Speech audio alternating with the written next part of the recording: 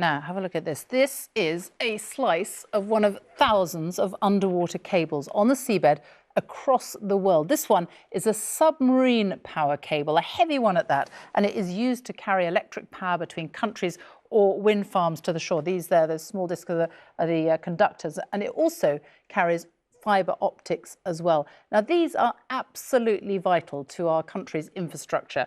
And the reason that I'm showing you this is because we've just discovered that these cables led to an encounter between a Royal Navy submarine and a Russian spy ship off the coast of Britain. Our defence correspondent Jonathan Beale is here to explain more. Thanks, Sophie. Britain's long suspected that Russia has been mapping critical undersea cables with concerns they could be cut or sabotaged. Those fears have only increased with Russia's full-scale invasion of Ukraine. And this is one of the vessels Britain believes has been doing that clandestine work, tracked here in 2018 by a Royal Navy warship.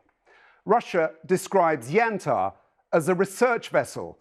The Ministry of Defence here calls it a spy ship.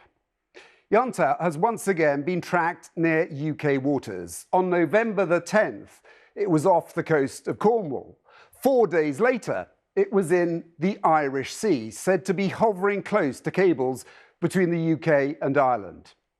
At the time, she was being monitored by a number of Royal Navy vessels. But secretly, the Russian ship was also being tracked by a British submarine. And in a highly unusual move, that submarine surfaced.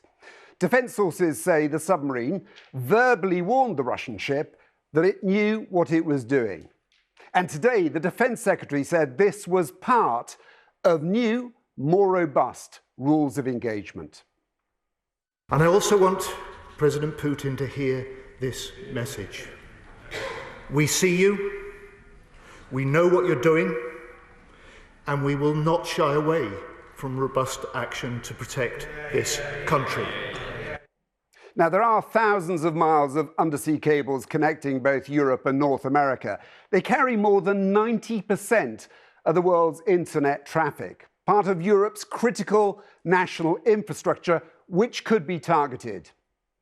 And in the Baltic Sea, Russia's suspected of using merchant ships, a so-called shadow fleet, to sabotage those cables, something Moscow denies.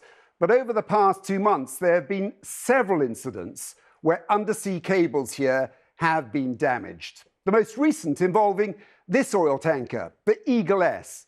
Last month, Finland boarded and then impounded the vessel. It's accused of dragging its anchor for more than 50 miles. The question, was it deliberate? But in response, Britain and its NATO allies have said they're now stepping up their monitoring and patrols around Europe's critical undersea cables. Sophie.